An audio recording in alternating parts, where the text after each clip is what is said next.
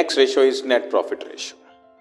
Net profit ratio का formula हम लोग पहले डिस्कशन कर लेते हैं।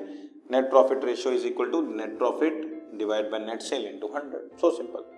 इसके बारे में कुछ थ्योरेटिकली आप समझना चाहते हो, it shows the operational efficiency, आप जितना नेट प्रॉफिट कमा रहे हो। एम आई राइट जी? डिक्रीज इन रेशियो मींस आप इनएफिशिएंट हो, डिक्रीज मींस इनएफिशिएंसी, और या excessive selling and distribution expenses आपके हो रहे हैं।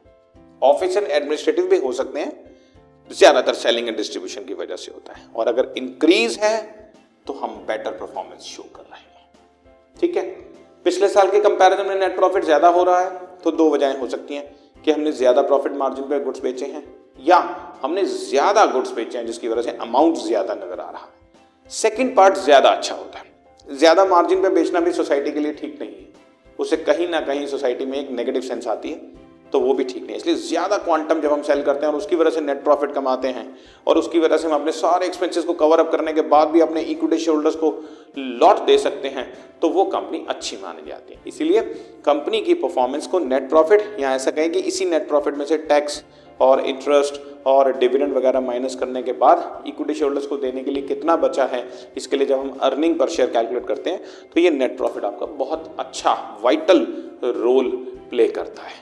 ठीक है जी, इस पे क्वेश्चन करते हैं। बहुत सिंपल है, इंपॉर्टेंट है बट है सिंपल। क्वेश्चंस करते हैं।